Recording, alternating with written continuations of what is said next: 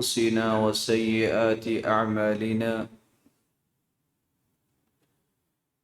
من يهده الله فلا مضل له ومن يضلل فلا هادي له وأشهد أن لا إله إلا الله وحده لا شريك له وأن محمدًا عبده ورسوله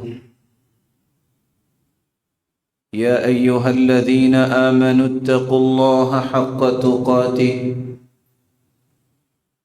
ولا تموتن إلا وأنتم مسلمون يا أيها الناس اتقوا ربكم الذي خلقكم من نفس واحدة وخلق منها زوجها وبث منهما رجالا كثيرا ونساء واتقوا الله الذي تساءلون به والأرحام إن الله كان عليكم رقيبا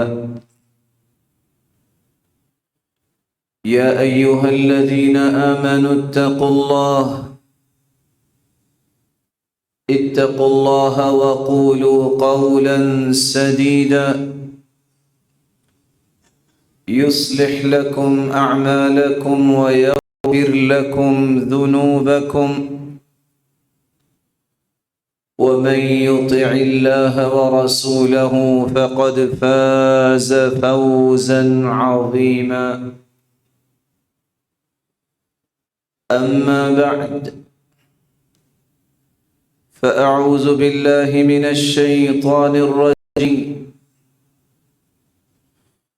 أفرأيت من اتخذ إلهه هواه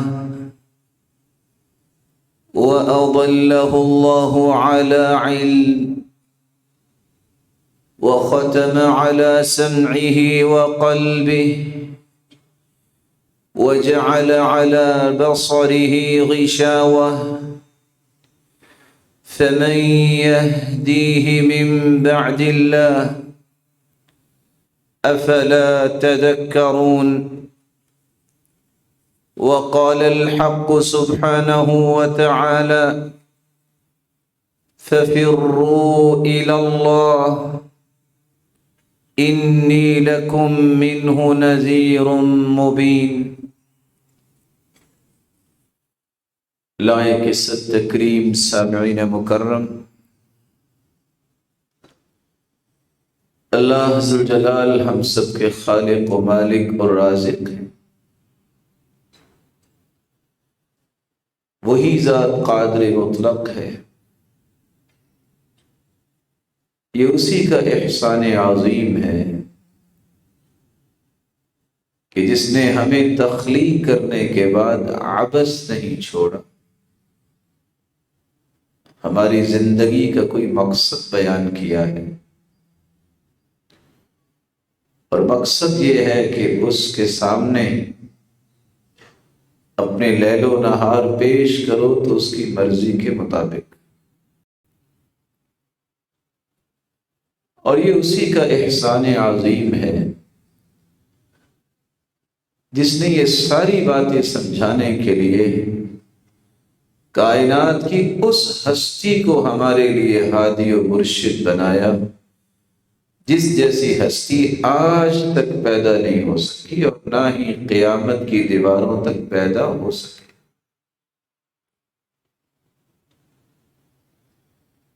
اس احسان عظیم کا بدلہ یہ ہے جو ہم چکا تو نہیں سکتے لیکن کوشش کر سکتے ہیں کہ جس رب نے ہمیں پیدا کیا اس کی بات کو فالو کریں، اور جس ہستی کو مبعوث کیا جب وہ مخلوق میں سے بے مثال اور بے نظیر ہستی ہے تو اپنی زندگی کا رول ماڈل بھی اسی ہستی کو بنائیں اپنی مرضیاں نہ کرے۔ دنیا کے اندر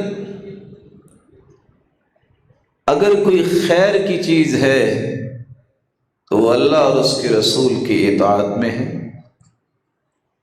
اگر دنیا میں کسی شکل میں بھی شر ہے تو وہ انسان کی اپنی منمانی کرنے میں۔ یہی تو اللہ ذو الجلال کا احسان ہے کہ اس نے جہاں انسان کو اشرف المخلوقات بنایا ہے، اس کے لیے جس دستور اور آئین اور کانسٹیٹیوشن کا فیصلہ کیا ہے، وہ کلام ربانی جس کو قرآن کہتے ہیں، وہ فرمان نبوی جس کو حدیث کہتے ہیں، وہ بھی پوری کائنات کے نظاموں سے اشرف اور اعلیٰ اور ارفع بنایا۔ اس سے بڑی حماقت کیا ہو سکتی ہے کہ کھربوں انسانوں کا خالق جو بات کہے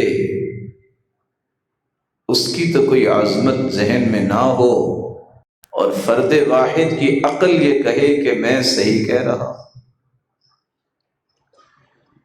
انسان دنیا کے اندر ترقی اور فنون و علوم کے جن بھی مراتب پہ پہنچ جائے، یہ ایک انسان نہیں، پوری انسانیت اگر دنیا کے تمام فنون کو اپنے دامن میں جمع کر لے، لیکن اللہ کے رسول صلی اللہ علیہ وسلم کے ایک فرمان کی عظمت کو نہیں پہنچ سکتا۔ اس لیے اللہ تعالیٰ نے ایک فیصلہ کیا ہے جس فیصلے کو سمجھنا بہت ضروری ہے، اور وہ فیصلہ یہ ہے، دنیا کے اندر اللہ نے جتنا علم اتارا ہے، جتنے فنون اللہ عز و جلال نے انسانوں کی عقلوں میں ڈالے ہیں، یہ کسی کے پاس سارے کے سارے جمع ہو جائیں، لیکن اگر وہ اللہ عز و جلال اور اس کے پیغمبر کی اطاعت نہیں کرتا، اپنی خواہش کے پیچھے چلتا ہے، تو یہ سارے علوم اور ڈگریوں کے باوجود بھی وَأَضَلَّهُ اللَّهُ عَلَىٰ عِلْمٍ، اللہ اسے گمراہ ہی رکھتے۔ کیسی گمراہی؟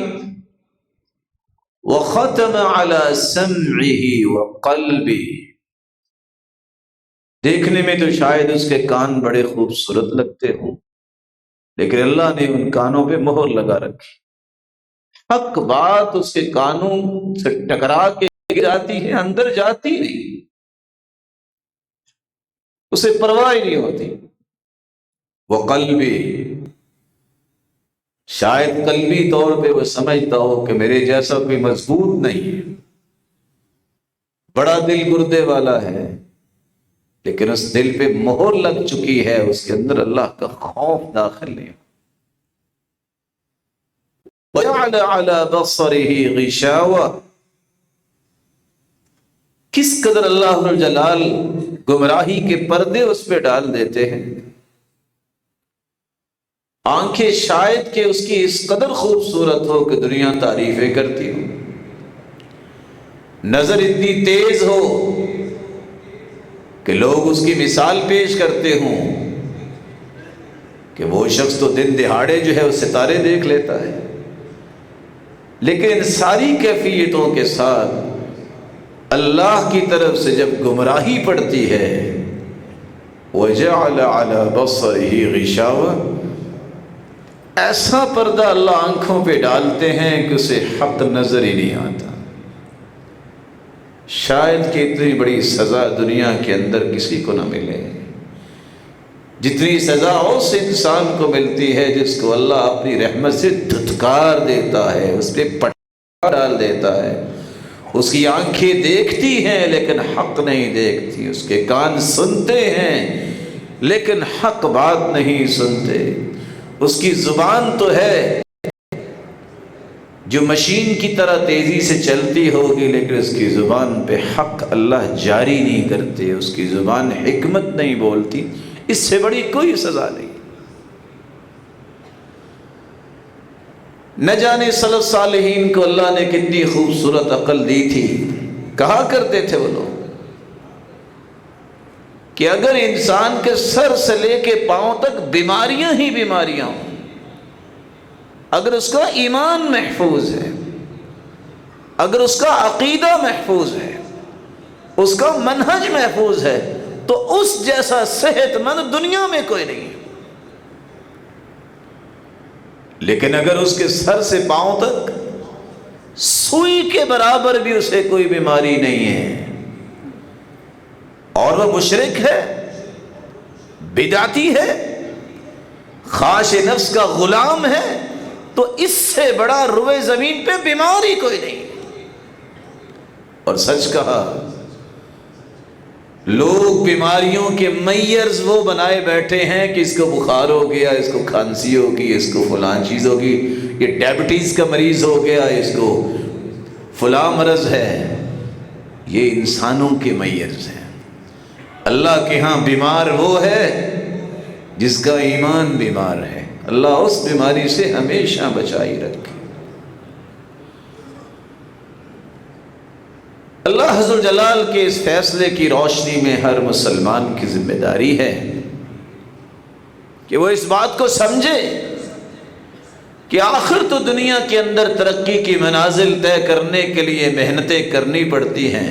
سب کچھ مل جانے کے بعد بھی اگر گمراہی رہنا ہے تو کیوں نہ ان چیزوں کو سمجھا جائے جس سے گمراہیاں دور ہوتی ہیں، اور ان چیزوں سے بچا جائے جس سے انسان گمراہی کے دبیز پردوں کے نیچے اپنی زندگی کو لے جاتا ہے۔ اس کے لیے قرآن مجید کی اس اصطلاح کو سمجھنا ضروری ہے۔ افرأیت من اتخذ الہہ ہوا، جس نے رب کو معبود بنانے کی بجائے اپنی خواہش کو معبود بنا لی۔ مانتا ہے تو اپنی خواہش کی، پیروی کرتا ہے تو اپنی سوچ کی۔ اس کے سامنے نبوت کے زبان سے نکلے ہوئے نظریات کی کوئی قدر نہیں۔ وہ نظریہ مانتا ہے تو اپنا کشید کیا ہوا۔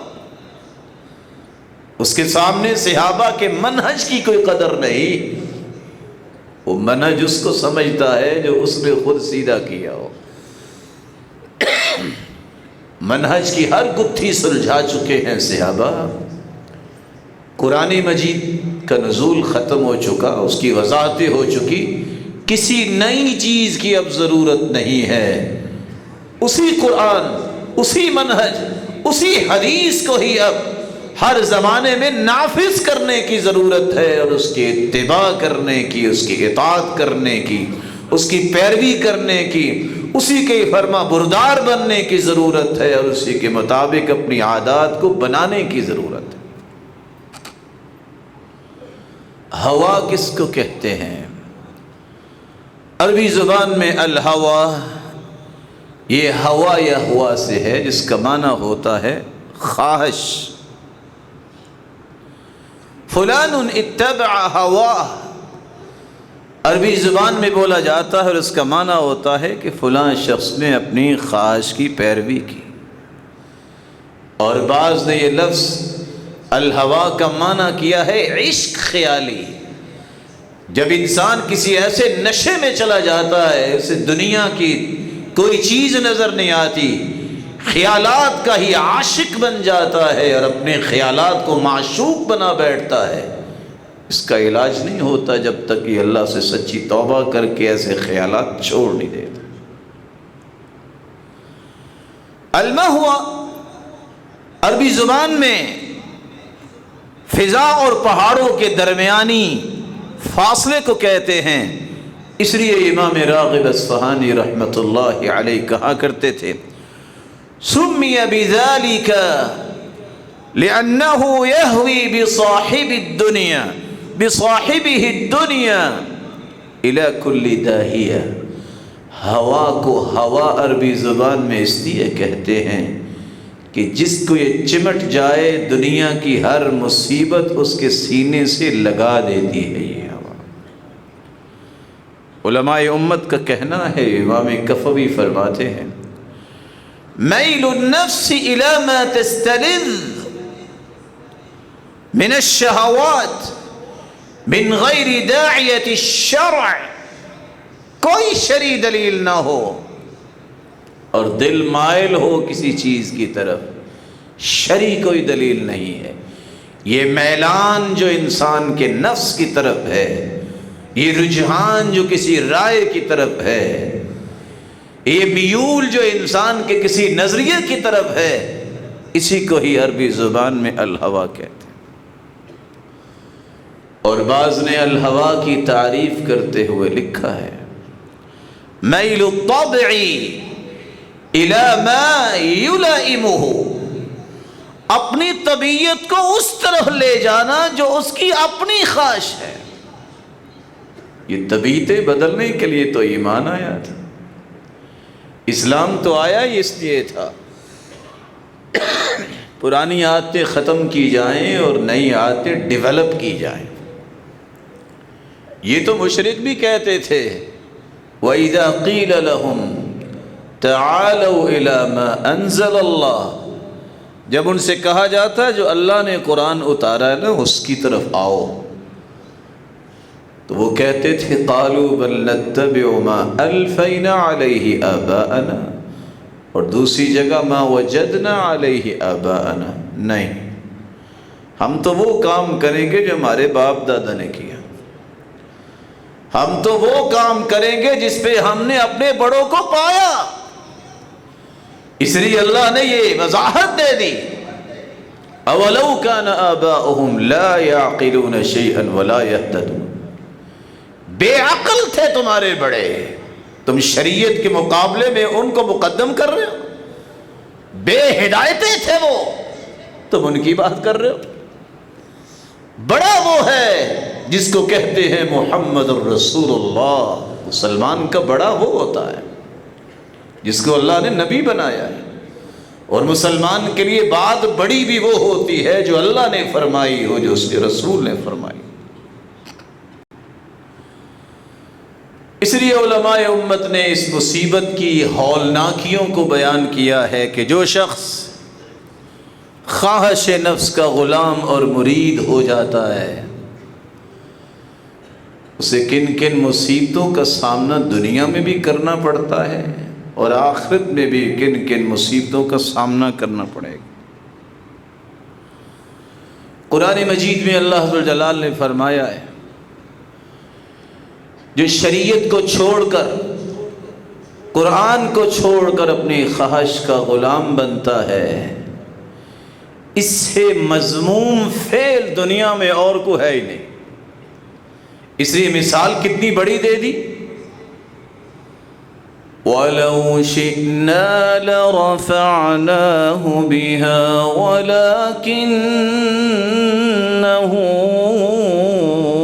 أَخْلَدَ إِلَى الْأَرْضِ وَاتَّبَعَ هَوَاهُ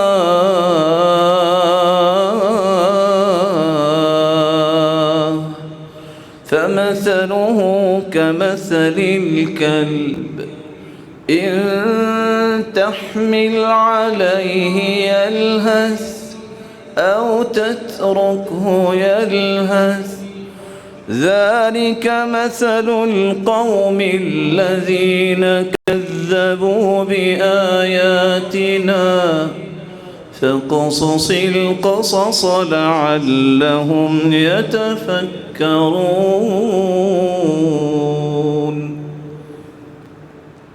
وَلَوْ شِئْنَا لَرَفَعْنَاهُ بِهَا۔ اللہ نے قرآن دیا ہے، اس سے بڑی کوئی نعمت نہیں ہے۔ اللہ نے شریعت دی ہے جو میری زندگی کے ایک ایک رویے اور زاویے کی صحیح نوک پلک سیدھی کرنے والی۔ وَلَوْ شِئْنَا لَرَفَعْنَاهُ بِهَا، اگر ہم چاہتے تو اس کو بلندی عطا کرتے، لیکن بلندی کا راستہ تو اس نے خود چھوڑا. وَلَكِنَّهُ أَخْلَدَ إِلَى الْأَرْضِ وَاتَّبَعَ هَوَاهُ. جب اس نے اپنی خواہش کی پیروی کی تو یہ زمین پہ لیٹ گیا، گر گیا، گرا دیا اس نے اپنے آپ کو. اس کی مثال تو پھر ایسے بن گئی. فَمَثَلُهُ كَمَثَلِ الْكَلْبِ. آپ نے بھی دیکھا ہوگا اللہ کی مخلوق ہے کتا. کبھی دیکھا ہے کہ اس کے اوپر کسی نے وزن رکھا ہو گدھے کی طرح کہ چلو کو 2 من آٹا لے جائے؟ ایسا نہیں ہوتا. اس کے اوپر وزن رکھو یا نہ رکھو اس کی زبان منہ سے باہر ہی رہتی ہے. ذَلِكَ مَثَلُ الْقَوْمِ الَّذِينَ كَذَّبُوا بِآيَاتِنَا. جو خواہشات کے پیچھے لگتے ہیں لوگ، اصل میں وہ اللہ کی نشانیوں کو جھٹلاتے ہیں. یہ مثال ان لوگوں کی ہے، ان کی زبانیں ہمیشہ باہر ہی رہتی ہیں. رونا، شکوہ، شکایت، کبھی اللہ کی شکر گزاری کا کلمہ ان کی زبان سے نہیں نکلا. فَقْصُصِ الْقَصَصِ. یہ قصے بیان کیا کرو، شاید ان کو فکر کی توفیق مل جائے، شاید ان کا دل زندہ ہو جائے اور وہ توبہ کر لے اپنی خواہشات کی اس مصیبت سے. رسول اللہ صلی اللہ علیہ وسلم کے گھرانوں میں تربیت پانے والے سیدنا حسن بصری، جن کے بارے میں امام شافعی کہا کرتے تھے بولتا تو حسن ہے لیکن زبان نبوت کی لگتی ہے. سیدہ ام سلمہ رضی اللہ تعالی عنہا نے ان کی تربیت کی. وہ فرمایا کرتے تھے الہوى شر داء خالط قلبا. میری زندگی کا نچوڑ تو یہ ہے کہ دل کی بیماریوں میں اگر دیکھا جائے تو سب سے بڑی بیماری جو ہے وہ یہ ہے کہ جس دل میں خواہش کی بیماری داخل ہو جائے. ہم دل کی بیماری کہتے ہیں پلپیٹیشن کنٹرول میں نہیں ہے، دل کی دھڑکن کنٹرول میں نہیں ہے، سمجھ نہیں آ رہی، پلس ریٹ جو ہے وہ پتہ نہیں کیا سے کیا ہو جاتی ہے، بیٹھے بیٹھے کیا ہو جاتا ہے. ہم اس کو بیماری سمجھتے ہیں، اگرچہ یہ بیماری ہے لیکن سب سے بڑی بیماری یہ ہے جس دل میں خواہش کی غلامی آ جائے.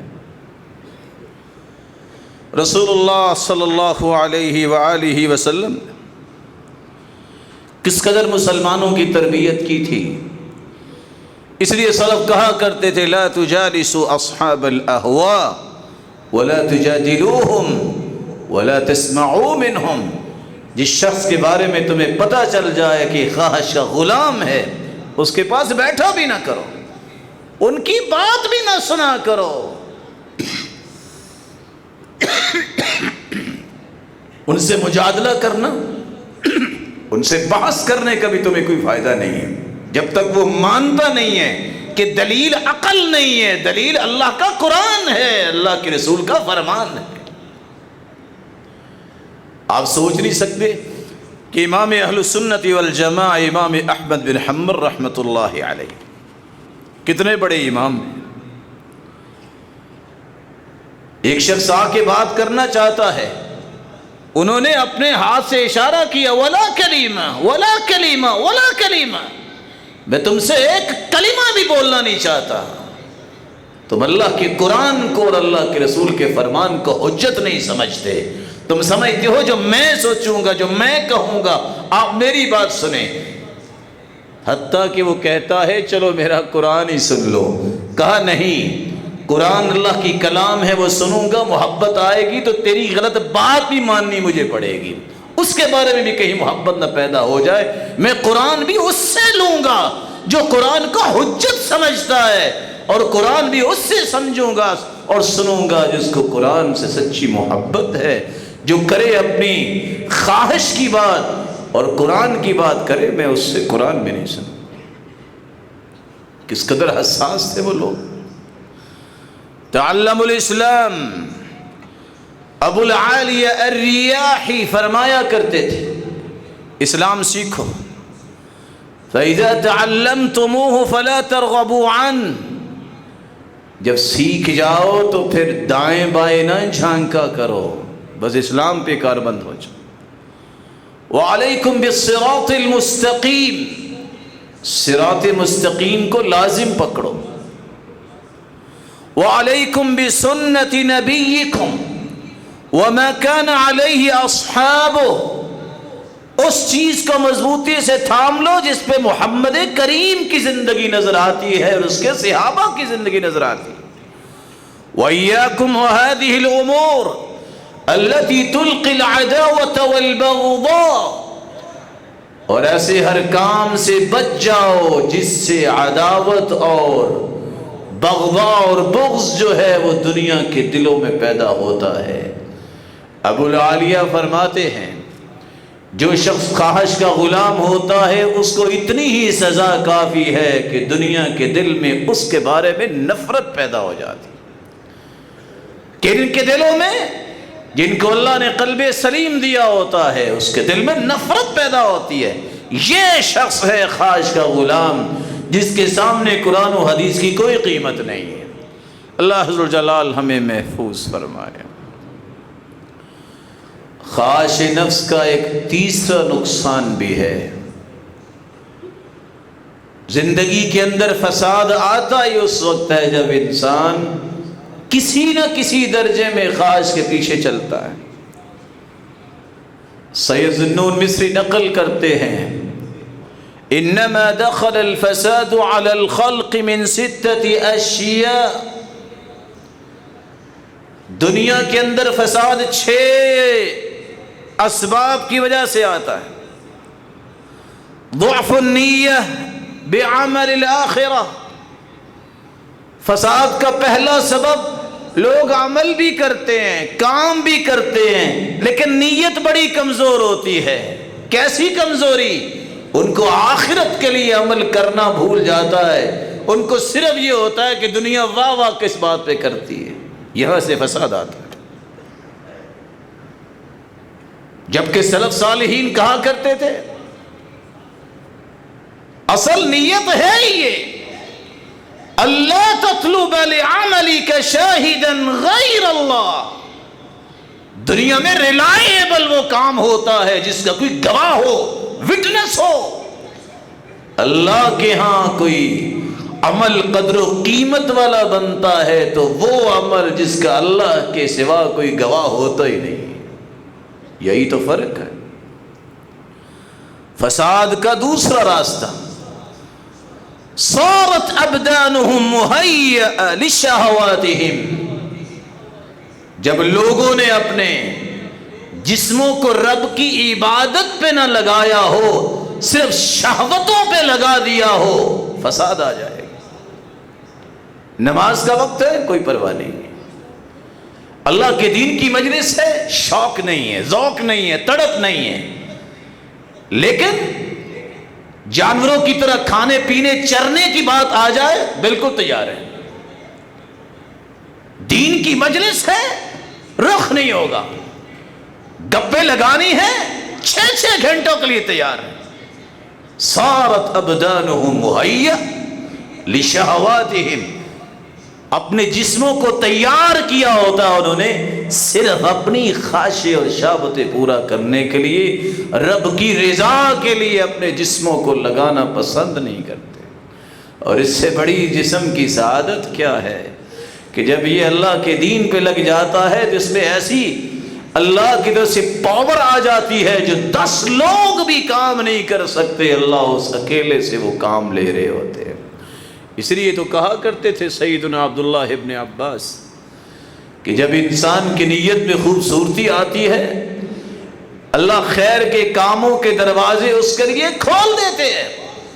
جب دروازے کھل گئے، جو دروازے میں قدم رکھتا ہے اس کے چہرے پہ چمک ہی عجیب ہوتی ہے، اس کے دل میں روشنی ہی عجیب ہوتی ہے، اس کے جسم میں پاور ہی عجیب ہوتی ہے، اس کا رزق تھوڑا بھی ہو وسعت ہی بڑی عجیب نظر آتی ہے، اور ہر بندے کے دل سے اس کے لیے دعائیں نکل رہی ہوتی ہیں، اور ہر دل کے اندر اس کے لیے محبت اللہ پیدا کر دیتا.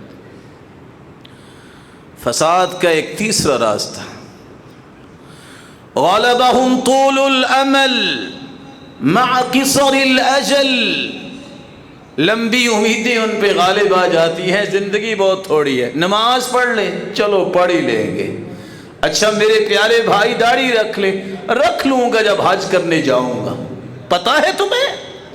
اچھا سگریٹ چھوڑ دو، بس آہستہ آہستہ چھوڑ دوں گا، کب تک؟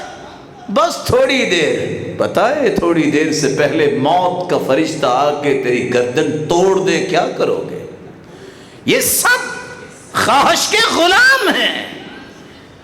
صحابہ کرام کے اندر یہی ایک طاقت تھی، تانے بھی ملتے، باتیں بھی سنتے، پتھر بھی کھائے، سر سے بھی خون، جسم بھی ان کے زخمی ہوئے، ایک ایک نہیں 10 لوگ پٹائی کرنے والے ہوتے، کہتے دین نہیں چھوڑنا۔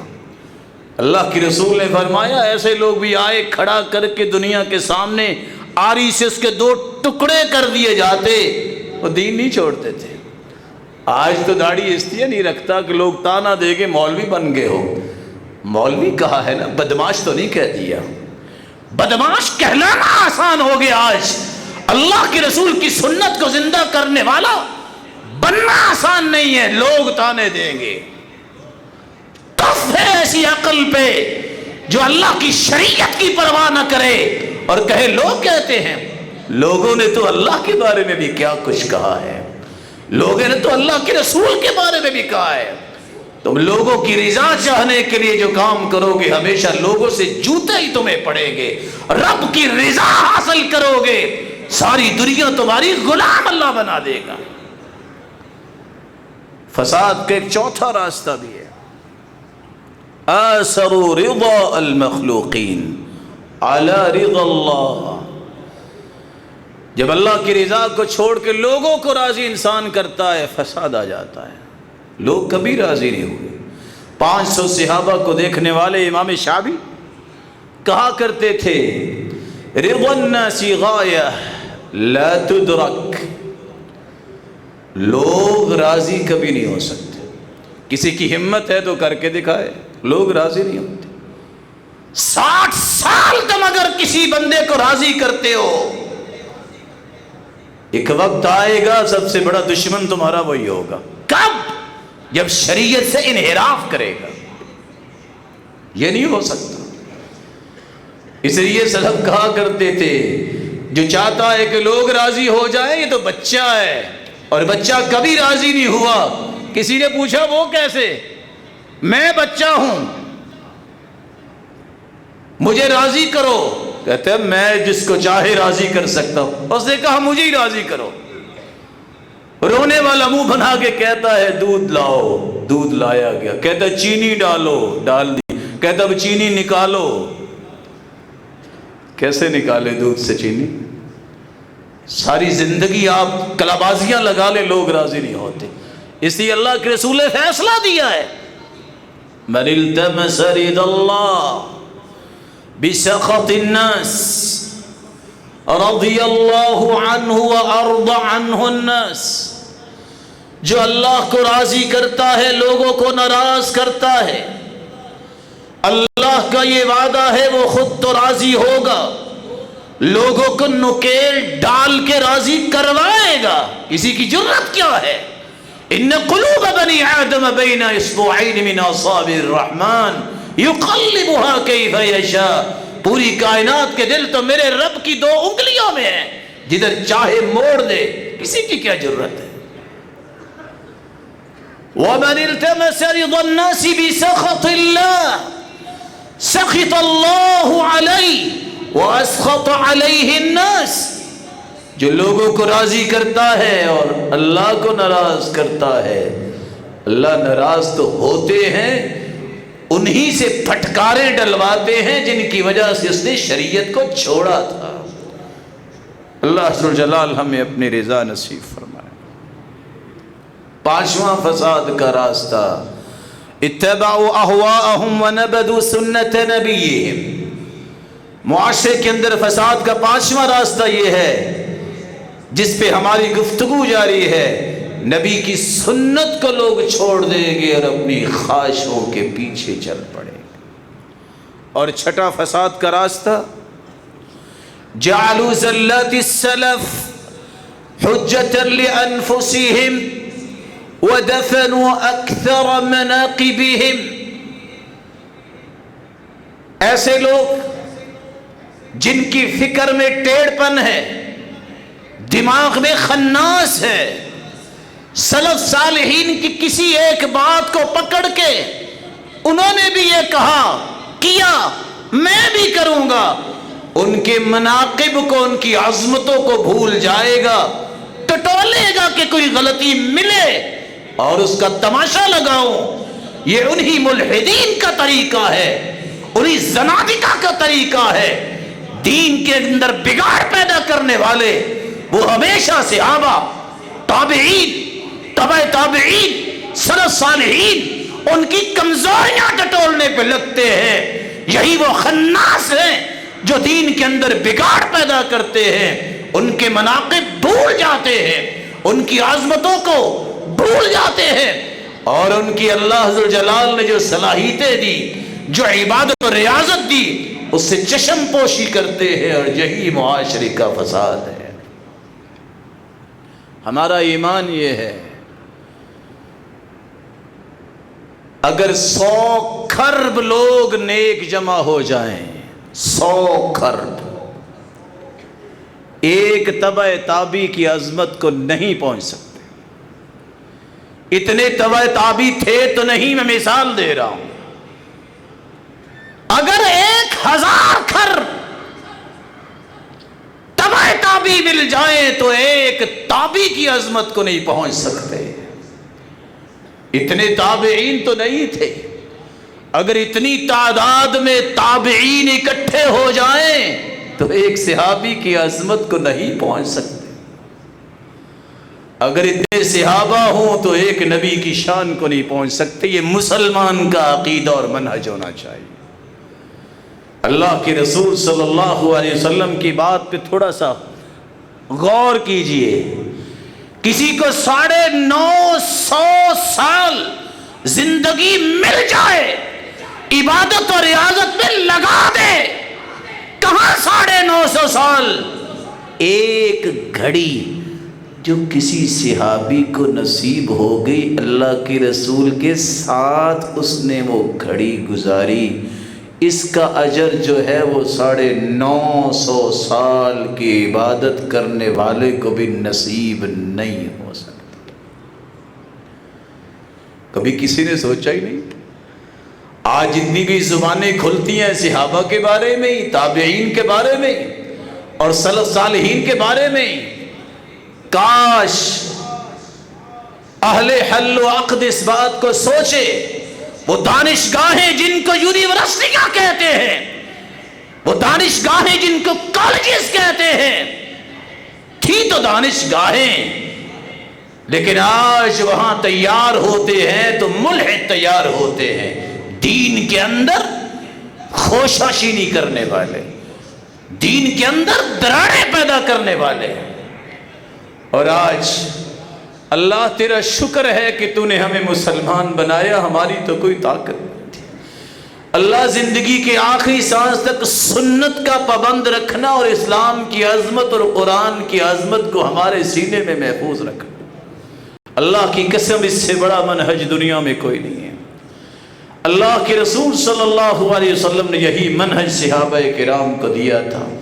ہاں میں سمجھتا ہوں جیب تو بھاری ہو جاتی ہے بڑے بڑے عہدے اور مناصب کے ساتھ، لیکن جنت میں جانے کے لیے نیکیوں کا پلڑا بھاری ہوتا ہے تو وہ قرآن و حدیث سے ہی ہوتا ہے، اور کسی چیز سے نہیں ہوتا۔ رسول اللہ صلی اللہ علیہ وآلہ وسلم نے جو منہج سمجھایا، عبد الرحمن ابن مہدی کہا کرتے تھے، حق اور خواہش کے درمیان فرق کرنا ہو تو اس کا ایک موٹا سا فرق ہے۔ اہل العلم یکتبون ما لهم وما علیہم، واہل الاہواء لا یکتبون الا ما لهم۔ دیانتدار سچے علم والے وہ ہوتے ہیں جو حقائق پہ بات کرتے ہیں، وہ حقائق ان کے خلاف ہوں یا ان کے مخالف ہوں یا ان کی سائیڈ میں ہوں، وہ دلائل سے روگردانی نہیں کرتے۔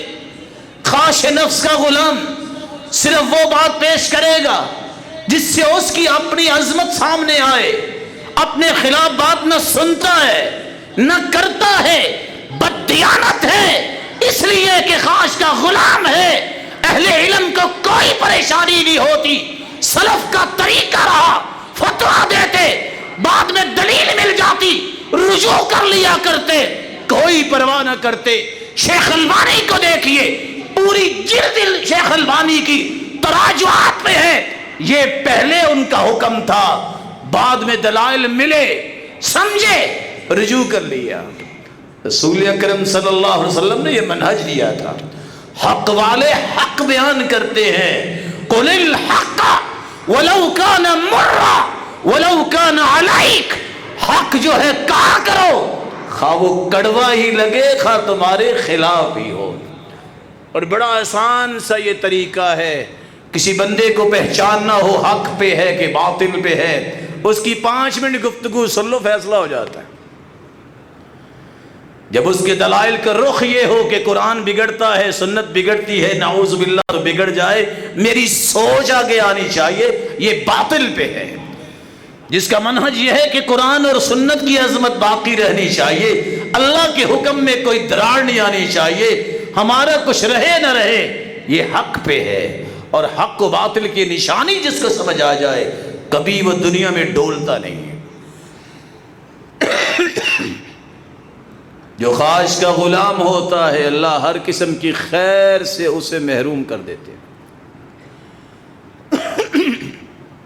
قرآن مجید میں اللہ ذو الجلال کا فرمان ہے، وَمِنْهُمْ مَنْ يَسْتَمِعُ إِلَيْكَ حَتَّى إِذَا خَرَجُوا مِنْ عِنْدِكَ قَالُوا لِلَّذِينَ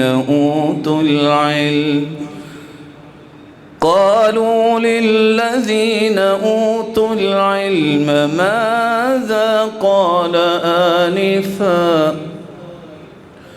أُولَئِكَ الَّذِينَ طَبَعَ اللَّهُ عَلَى قُلُوبِهِمْ وَاتَّبَعُوا أَهْوَاءَهُمْ۔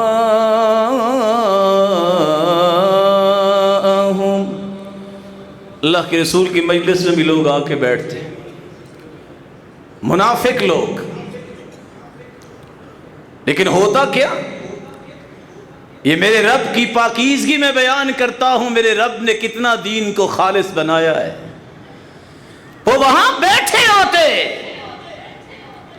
لیکن خواہش کے غلام تھے، اللہ کے رسول کی بات بھی ان کے کانوں میں نہیں جاتی تھی، بلکہ جب مجلس ختم ہوتی تو کہتے کیا کہہ رہے تھے، ماذا قال آنفا، کوئی ایک بات بھی ان کی طرف سے نقل نہیں اللہ نے کروائی، تاکہ دین میں نفاق کی آمیزش نہ ہو جائے۔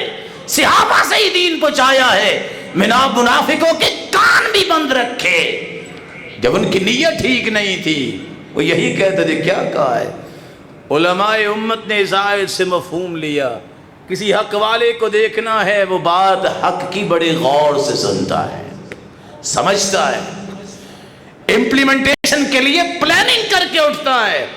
منافق جو ہوتا ہے اس کو کوئی غرض نہیں ہوتی کیا بول رہا ہے، کیا دلائل ہے، اس کو کوئی پرواہ نہیں ہوتی، کیونکہ یہی رویہ قرآن نے بیان کیا۔ اسے امام مالک کہا کرتے تھے لا یؤخذ العلم عن 4، 4 لوگوں سے علم نہ لیا جائے، وہ اس قابل نہیں ہے کہ ان سے علم سیکھا جائے۔ سفیہ یعلن السفہ، ایسا بے وقوف انسان جس کی بے وقوفی بالکل واضح ہو، اس کو استاد نہیں بنایا جا سکتا۔ اس سے بڑی بے وقوفی کیا ہو سکتی ہے؟ اللہ ہی جانتا ہے کہ بعض چیزیں تو نہ جانے بولنے والوں کو پتہ نہیں، معمولی بھی عقل نہیں۔ بچے کھیل رہے تھے، بیان کرنے والا کون انسان ہے؟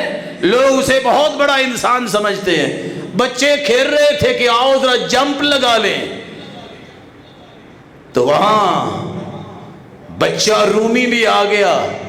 بچوں نے کہا تم سنا ہے کہ تمہاری ماں جو ہے درود پڑھ کے جو ہے تمہیں دودھ پلاتی تھی، تم بھی ذرا جمپ لگا کے دکھاؤ۔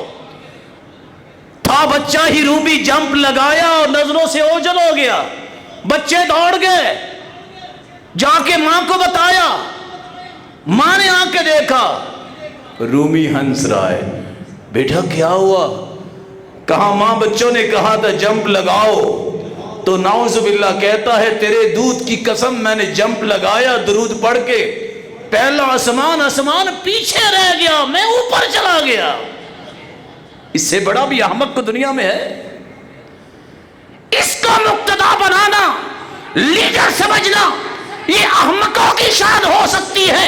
اس دجال کو کہنا کہ اس کی پیروی کرو, سوچنے کی بات ہے. بچہ جمپ لگائے, پہلے آسمان کو پیچھے چھوڑ دے, عقل تمہاری مانتی ہے؟ سفیہ یعلن السفہ, ایسا بے وقوف انسان جس کی بے وقوفی اعلانیہ ہو, اس قابل نہیں ہے کہ اس سے علم لیا جائے. دوسرا انسان ساتھ یہ بھی کہا وَإِنْ كَانَ أَرْوَ النَّاسِ, امام مالک کہتے ہیں دنیا جہان کی روایتیں بھی تمہارے سامنے بیان کرے, اس کو استاد نہیں بنایا جا سکتا. وَصَاحِبُ بِدْعَةٍ يَدْعُو إِلَىٰ هَوَاهُ, ایسا بدعتی انسان جو اپنی بدعت اپنی خواہش کی طرف لوگوں کو بلاتا ہے, اس کو استاد نہیں بنایا جا سکتا. اللہ کے رسول نے فرمایا تھا ان من اشراط الساعة ان يلتمس العلم عند الاصاغر. قال ابن المبارک رحمہ اللہ الاصاغر المبتدعة, قیامت کی نشانیوں میں سے ایک نشانی یہ ہے لوگ بدعتیوں سے علم حاصل کریں گے. عبداللہ ابن المبارک 10 لاکھ حدیثوں کے حافظ کہتے ہیں الاصاغر سے مراد بدعتی ہے. بدعتی کا استاد نہیں بنایا جا سکتا. آج پہلی سب میں بیٹھنے والے, سنت پہ عمل کرنے والے, جب علم نہیں ہوتا بدعتیوں کی تعریفیں کرتے نظر آتے ہیں. فضیل ابن عیاض کہا کرتے تھے من جلس مع صاحب بدعہ لم یعط الحکمہ, جو کسی بدعتی کے ساتھ بیٹھتا ہے حکمت و بصیرت سے محروم ہو جاتا ہے. اور جو کسی بدعتی کو اپنی بیٹی کا نکاح دیتا ہے فقد قطع رحمہا, اس نے قطع رحمی کی ہے. اور اللہ کے رسول نے فرمایا تھا, اللہ ذوالجلال نے صلہ رحمی جو پرندے کی شکل میں آسمان سے لٹکی ہوئی تھی فرمایا تھا من وصلنی وصلہ اللہ ومن قطعنی قطعہ اللہ, جو صلہ رحمی کرتا ہے میرا تعلق جڑ جاتا ہے, جو قطع رحمی کرتا ہے میرا تعلق ٹوٹ جاتا ہے. جو بدعتی کو اپنی بیٹی کا نکاح دیتا ہے اللہ سے تعلق توڑ لیتا ہے. معیار ختم ہو گئے. یہ چکری چپڑی باتیں ہی آج پسند آ گئی, حدیث پسند نہیں رہی. دجالی فکر اور دجالی زبان پسند آ گئی, محمد مصطفیٰ کی کلام پسند نہیں آتی لوگوں کو.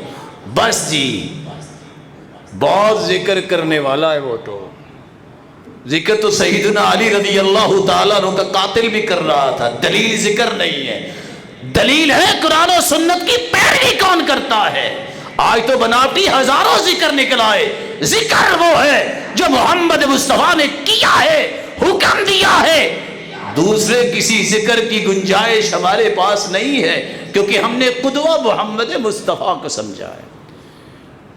شہید کر دیا سیدنا علی کو, جب پکڑا گیا کہ اس کو سزا دی جائے, پیچھے سے پیغام آیا کہ اس کے ہاتھ, اس کے ہونٹ, اس کے کان نہ کاٹنا, مسئلہ نہ کرنا.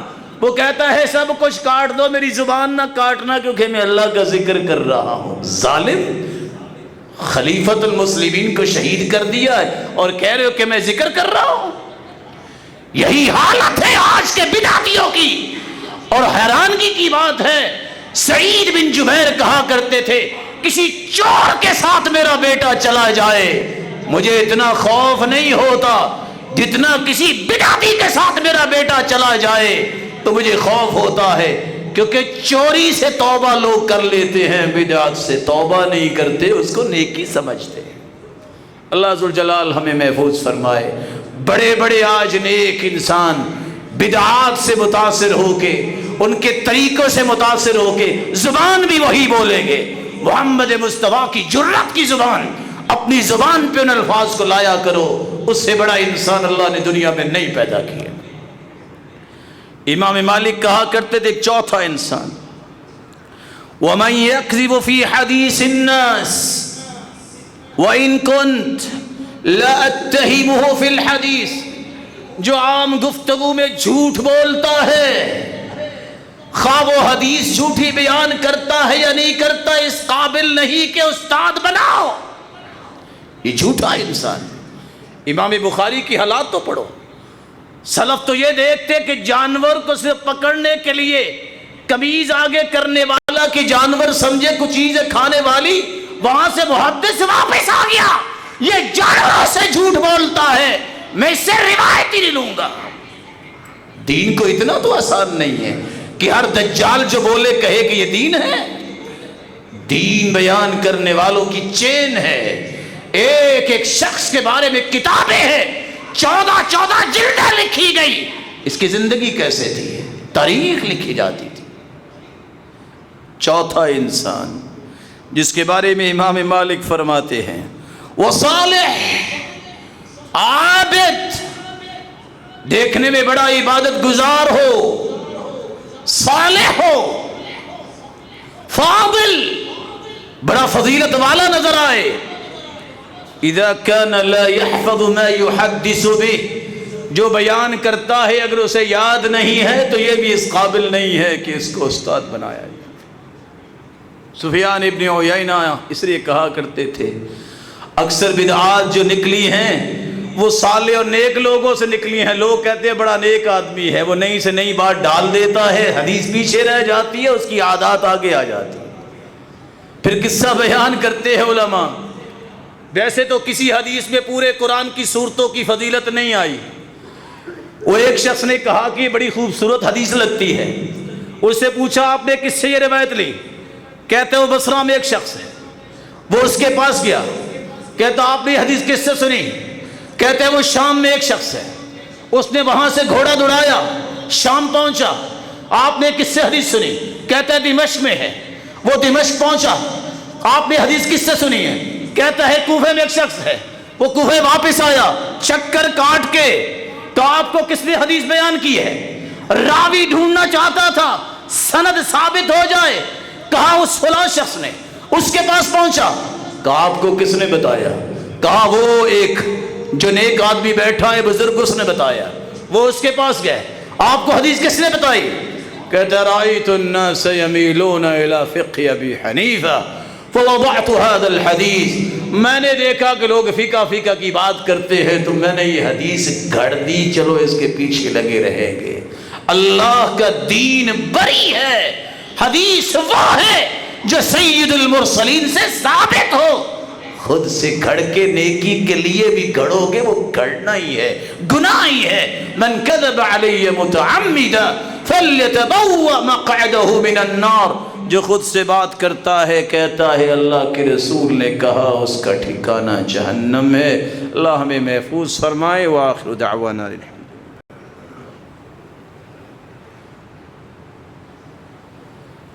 الحمد للہ علی احسانہ والشکر له على توفیقہ وامتنانہ، اما بعد۔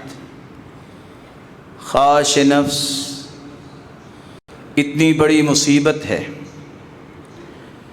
امام اوزاعی فرماتے ہیں خواش نفس کی پیروی کرنے والا یہ ابلیس کا چیلا بن جاتا ہے۔ قال ابلیس لاولیائہ من ای شیء تأتون بنی آدم، ابلیس اپنے چیلوں کو پوچھتا ہے تم آدم کی اولاد پہ وار کیسے کرتے ہو؟ فقالوا من کل شیء، ہر چیز سے وار کرتے ہیں۔ قال فهل تؤتونهم من قبل الاستغفار، اگر وہ استغفار کرتا ہو تو کیا کرتے ہو؟ ابلیس کے چیلے کہتے ہیں ہیہات ذالک شیء قرن التوحید، استغفار کرنے والا تو ہماری مت مار دیتا ہے، یہ تو توحید ہی توحید ہے۔ پھر کہتا ہے ابلیس لَأَبُسَّنَّ شَيْئًا لَا يَسْتَغْفِرُونَ اللَّهَ مِنْ، آج خوش ہو جاؤ میرے چیلو، میں آج ایک نیا وار کرنے لگا ہوں جس کے بعد وہ استغفار بھی نہیں کریں گے، توبہ بھی نہیں کریں گے۔ پھر ابلیس نے کیا سوچا؟ قال فبث فیہم الاہواء، خواہشات دل میں پیدا کرنی شروع کر دی اور اس کے غلام بنایا۔ جو خواہش کا غلام بنتا ہے پھر استغفار بھی نہیں کرتا، اور آسان ہو جاتا ہے چیلوں کا لقمہ بننے میں۔ خواہش نفس یہ انسان کے نور ایمان کو ختم کر دیتا ہے۔ ابراہیم النخعی بیان کرتے ہیں لا تجالسوا اہل الاہواء فإن مجالستهم تذهب بنور الایمان من القلوب۔ خواہش نفس کے غلاموں کے پاس نہ بیٹھا کرو، یہ دل کی روشنی دور کر دیتے ہیں۔ وتسلب محاسن الوجوه وتورث البغضاء فی قلوب المؤمنین۔ بدعتیوں کے پاس بیٹھو گے چہرے کی روشنی ختم ہو جائے گی اور دنیا کے دلوں میں بغض آ جائے گا۔ خواہش نفس، اس کو سیدنا حسن بصری نے شرک کہہ دیا۔ شر الہ فی الارض الہوا، سب سے بڑا معبود اللہ کے مقابلے میں جو بنایا جاتا ہے وہ انسان کی اپنی خواہش ہے، اس لیے اس سے بچو۔ من اتبع ہواہ نال عدوہ مناہ، جو خواہش کا غلام بن جاتا ہے اس کے دشمن ہر خواہش پوری کر لیتے ہیں، اور انسان کا دشمن سب سے بڑا شیطان ہے۔ شیطان ہر ہتھ کنڈے آزما لیتا ہے جب کوئی اپنی خواہش کا غلام ہو جائے۔ اللہ تعالیٰ نے اس لیے حکم دیا یا داود انا جعلناک خلیفۃ فی الارض فاحکم بین الناس بالحق ولا تتبع الهوى فيضلك عن سبيل الله۔ داؤد ہم نے تمہیں نبی بھی بنایا ہے، بادشاہ بھی۔ حق کے ساتھ فیصلے کرنا، خواہش کے ساتھ نہیں۔ نبی کو بھی اپنی خواہش کے فیصلوں سے روک دیا گیا، حالانکہ نبی ہے۔ کیا ہوگا اگر آپ خواہش سے فیصلے کریں گے تو نتیجہ کیا نکلے گا؟ یہ خواہش ہی حق سے آپ کو بھی دور کر دے گی۔ سیدنا عمر رضی اللہ تعالیٰ عنہ کے پاس شکایت پہنچی، جسٹس نے فیصلہ کیا ہے، جس کے حق میں فیصلہ کیا اس کو اس کا مال دے دیا، اور جس کے خلاف فیصلہ کیا اس کو اپنے پاس سے مال دے دیا، چلو برابر ہو جائے، پریشان نہ ہو۔ عمر نے معزول کر دیا۔ یہ انصاف ہے؟ تم سمجھتے ہو کہ لوگ راضی ہو جائیں؟ رب کو راضی کرنا ہے، حق کا فیصلہ کرو۔ القضاة الثلاثہ، تین قسم کے ججز ہوتے ہیں۔ ایک وہ ہے من عرف الحق وقضى به، جس نے حق کو پہچانا، پیسز اکٹھے کیے، دلائل ریلیونٹ ڈاکومنٹیشن کرتا ہے، فیصلہ دیتا ہے، جنتی ہے۔ ومن لم يعرف الحق، جو حق کو پہچانتا ہی نہیں ہے، اپنی رائے سے فیصلہ کرتا ہے، جہنمی ہے۔ اور جو دلائل بھی نہیں سنتا، فیصلہ دے دیتا ہے، وہ بھی جہنمی ہے۔ اللہ کے رسول نے ججز کی تین قسمیں بیان کی۔ خواہش نفس اتنی بڑی گمراہی ہے۔ وَإِنَّ كَثِيرًا لَيُضِلُّونَ بِأَهْوَائِهِمْ بِغَيْرِ عِلْمٍ، دنیا میں سب سے زیادہ لوگ جو گمراہ ہوں گے اپنی خواہشات کے پیچھے چلتے ہوئے۔ اور سچ کہا امام ابن تیمیہ نے، اصل الضلال ہم اتباع الظن والہوى، اصل الضلال، سب سے بڑے گمراہ لوگ وہ ہیں جو تخمینے اور گمان کے پیچھے لگتے ہیں، کوئی حقیقت نہیں کسی بات کی۔ ایسے ہوگا نہیں، ایسا کہا ہوگا نہیں، ایسا سوچا ہوگا، مجھے لگتا ہے ایسا ہو جانا ہے، مجھے لگتا ہے انہوں نے ایسا کہا ہوگا۔ یہ سب شیطانی کتابیں پڑھنے والے لوگ ہیں جو ہر وقت بدگمانی کا شکار ہے۔ یاد رکھیے گا اپنے بھائی کی بات، بد زبان اور بدگمان ساری زندگی نہ چین لیتا ہے نہ لینے دیتا ہے. اللہ کی طرف سے پھٹکار یہ ہے کہ بدگمانی کی وجہ سے اللہ کے رسول نے بیت اللہ کا طواف کرتے ہوئے کہا تھا بیت اللہ تیری فضائیں تیری ہوائیں بڑی مبارک ہیں. والذی نفسی بیدی مجھے میرے رب کی قسم جس کے ہاتھ میں میری جان ہے لحرمت المؤمن اعظم عند اللہ حرمتا منک بیت اللہ تجھ سے عزت ایک مومن کی زیادہ ہے. اللہ کے رسول نے قسم اٹھائی ان اللہ حرم منک واحدہ بیت اللہ تیری ایک عزت اللہ نے تیری ایک حرمت بیان کی. وحرم من المؤمن ثلاثا مومن کی 3 حرمتیں بیان کی. حرم دمہ ومالہ وعرضہ مومن کی عزت کو پامال کرنا بھی حرام اس کا مال چھیننا بھی حرام اس کو قتل کرنا بھی حرام. وَأَلَّا يُظَنُّ بِهِ ظَنَّ السُّوءِ اور مسلمان کے خلاف بدگمان ہونا بھی جائز نہیں ہے. رسول اللہ صلی اللہ علیہ وآلہ وسلم نے سچ فرمایا 3 چیزیں ہلاک کر دینے والی ہیں. ثلاث مہلکات جو 3 چیزیں اپنی زندگی میں لے آئے ہلاکت کی وادیوں میں زندگی گزار رہا ہے. فشح مطاع ایک بندہ ہے بھی بخیل اور کہتا ہے میں ٹھیک کر رہا ہوں بخیلی ہے اس پہ خوش ہے. وہون متبع ہے اپنی خواہش نفس کا غلام اور کہتا ہے بالکل ٹھیک ہے. وإعجاب المرء بنفسه ایک شخص جو کہتا ہے میرے جیسا ہے ہی کو نہیں اور اس دعوے پہ پکا ہے تیرے جیسے ہزاروں عرفت شیئا وجہلت عن اشیاء تیرے پاس مال ہے تو قارون بھی گزرا تیرے پاس حسن ہے تو بڑے بڑے حسن والے ابو لہب جیسے جہنم کا ایندھن بن گئے. تو چودھری ہے تو ابو جہل کو بھی مار مار کے صحابہ نے پاؤں کی ٹھوکریں کلیب بدر میں پھینک دیا. تو وزیر و بشیر ہے تو فرعون جیسے بادشاہ اور اس کے حامان جیسے وزیر کو اللہ نے عبرت بنا دیا. تم سمجھتے کیا ہو یہ سمجھو کہ تیرے رب نے حکم کیا دیا اس کو مان لو. تیری عظمت ہی عظمت ہے. کسی چیز پہ گھمنڈ نہ کر نہ اپنے مال پہ نہ اپنے منصب پہ نہ اپنے چہرے کی رونق پہ نہ اپنی عبادت و علم پہ. یہی ناز تھا ابلیس کو اللہ نے پوری زندگی کے لیے اس پہ لعنت اور پھٹکار ڈال دی کہ تمہیں ماننا ہے اور آدم کے سامنے سجدہ کرنا ہے. نہیں مانا تکبر میں آیا قیامت تک کے لیے راندہ درگاہ بن گیا.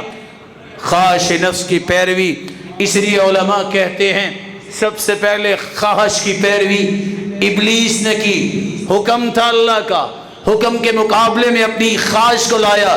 کہتے خلقتنی من نار وخلقتہ من طین اللہ آدم کو تو نے مٹی سے بنایا مجھے آگ سے بنایا. مٹی پاؤں کے نیچے رہتی ہے آگ کے شعلے تو اوپر کو اٹھتے ہیں. اس خواہش نفس نے اسے ذلیل کر دیا. جہنم میں اپنے ساتھیوں کو وہ لے جائے گا. اس لیے خواہش نفس کے پیچھے لگنے والے شیطان کے چیلوں کا ساتھ دیتے ہیں. رسول اللہ صلی اللہ علیہ وآلہ وسلم نے اس لیے صحابہ کو سمجھایا تھا اور صحابہ نے سلف کی تربیت کی. سلف صالحین کہا کرتے تھے خیر الناس من اخرج الشہوة من قلبی وعصا ہواہ فی طاعت ربی. دنیا میں سب سے بہترین کسی کو دیکھنا ہے وہ ہے جو اپنی خواہش کو توڑتا نظر آتا ہے اپنی شہوت کو توڑتا نظر آتا ہے. مجاہد ابن جبر جو سیدنا عبداللہ ابن عباس کے ارشد تلامذہ میں سے ہیں جنہوں نے قرآن 3 مرتبہ ایک آیت کر کے پوری تفسیر پڑھی وہ کہا کرتے تھے میرے مالک میں کس بات پہ تیرا شکر ادا کروں. انہدانی الی الاسلام او عافانی من هذه الاهواء کیا اسلام کی نعمت پہ شکر ادا کروں یا اس بات پہ کہ آج تک میں اپنی خواہش کے پیچھے نہیں لگا. کس بات پہ تیرا شکر ادا کروں. اس خواہش کی بیماری سے بچنا ہے تو 3 چیزیں یاد رکھ لیجئے. جب تک قرآن کا ترجمہ نہ آتا ہو قرآن کے اوامر اور نواہی سے واقفیت نہ ہو اللہ ذوالجلال کے ناموں کے معانی اور اللہ ذوالجلال کی صفات کا علم نہ ہو اس وقت تک خواہشات نہیں ٹوٹتی. یہ معانی ہی مجبور کرتے ہیں کہ انسان سیدھے راستے پہ آ جائے. اور سچ کہا تھا حسن بصری نے، سب سے بڑا جہاد یہ ہے جو اپنی خواہش سے جہاد کرتا ہے.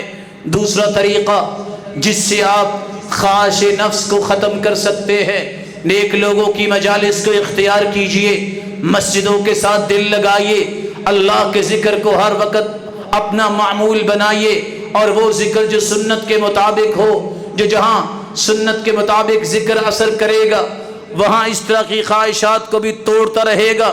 تیسرا طریقہ جس سے آپ خواہشات سے بچ سکتے ہیں، کثرت سے یہ دعا پڑھا کریں، اللہم انی اعوذ بک من منکرات الاخلاق.